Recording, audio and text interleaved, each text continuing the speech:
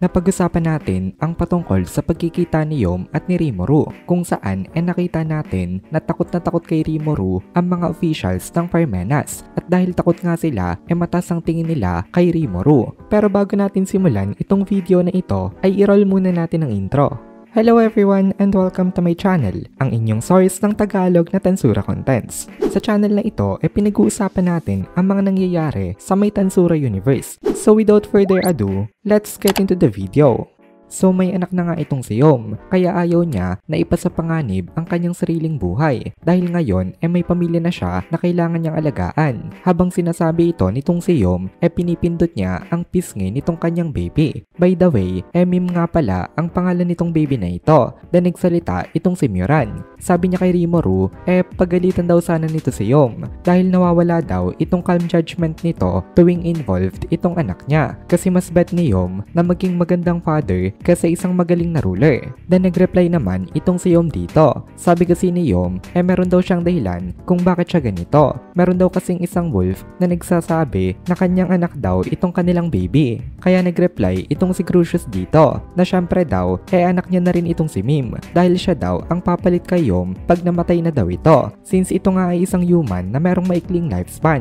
Sabi ni Crucius pag namatay na daw si Yom siya naman daw ang magiging hari at papakasalan niya daw itong si Mioran. Kaya anak na rin daw ang turing niya sa may anak nito. Na-trigger na naman itong si Yom dito. Kaya nagbangay na naman silang dalawa. Na-realize dito nitong si Rimuru na valid nga yung dahilan ni Yom kung bakit ganito ang kanyang behavior. Syempre, kailangan niya maging isang mabuting tatay para siyang i-acknowledge nitong si Mim in the future. Ayaw niyang magpatalo kay Crucius. Sa isip ni Rimuru, mali naman daw talaga itong si Crucius dito kasi hindi mo pwedeng sabihin na anak mo ang anak ng ibang lalaki dahil magkakaroon dito ng misinterpretation. So tapos na nga ang kanilang makulit na usapan. At this time pinag-usapan naman nila ang kanilang magiging sequence of actions. Binigyan itong mga ito nitong si Rimuru ng specific instruction na once na inatake ang Parmenas hindi sila dapat na lumaban. Ang kailangan daw nitong sila Yom ang i-evacuate ang kanilang mga tauhan. Kaya ang kailangan daw praktisin nitong sila Yom ngayon ang paggamit ng kanilang magic circle kasi hindi nito kayang i-teleport ang lahat ng mga nandito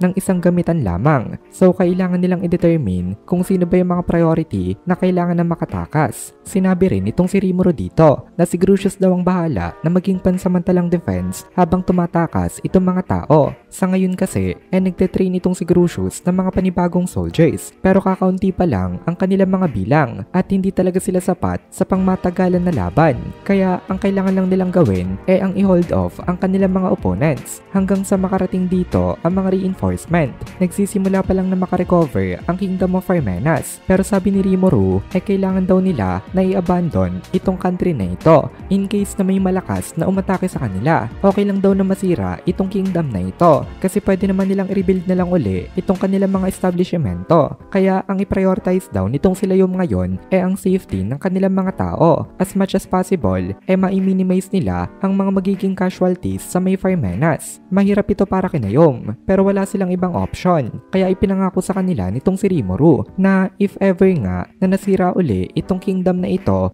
full support pa rin sa kanilang Tempest para ma-rebuild uli ang kanilang nation. Nagpasalamat dito itong si Yom pero sabi ni Rimuru at most ay 50 people lang daw ang kayang ma-teleport ng isang gamit sa may magic circle. Kaya medyo matatagalan daw sila bago ma-teleport ang lahat ng kanilang mga tauhan. Nung narinig ito ng mga officials nitong si Yom parang gusto nila na mag-request pa kay Rimuru na dagdagan pa ang pagpapadala ng mga reinforcement dito kasi gusto nilang ma-secure ang kanilang mga safety at kung matatagalan nga ang pagta-teleport baka hindi kayanin ng kanilang mga sariling forces na ma-hold off ang mga kalaban habang nagta-teleport pa nga sila.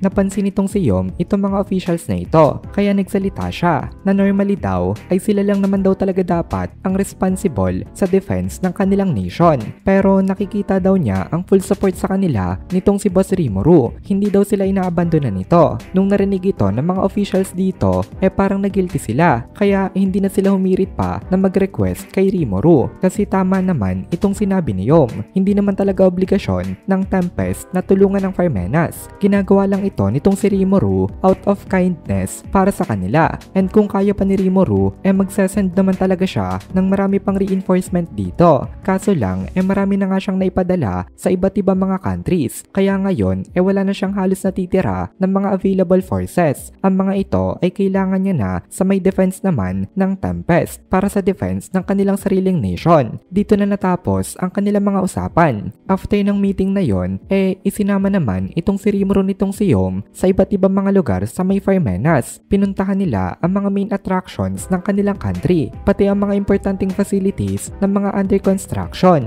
Then pumunta rin itong sila Rimuru sa may training grounds nitong sila Yom, kung saan nagte-train itong sila Grucius. Ngayon meron ditong 3,500 knights na nagka-undergo ng training. 500 sa mga ito ay birang and above, and the rest naman ay sirang and below. Pero hindi lang itong mga ito ang kanilang mga available forces. Ito lang sa ngayon ang naandito. Kapag inigather daw lahat ng kanilang mga soldiers, aabot ito ng around 40,000. Guys, konting announcement lang. Ibinalik ko na nga pala yung mga shoutouts. Kada start ng video, meron akong ipa-flash na random comment ng kahit na sino. Kahit na hindi ka member, pwede kang makasali dito. Then meron din akong ipa-flash na 3 random members. At lastly, para naman dun sa may 899 na membership. Every video, ipa-flash natin ang mga names nyo. Para lang ito dun sa mga gusto talagang sumuporta sa may channel natin at sa ganitong klase ng content.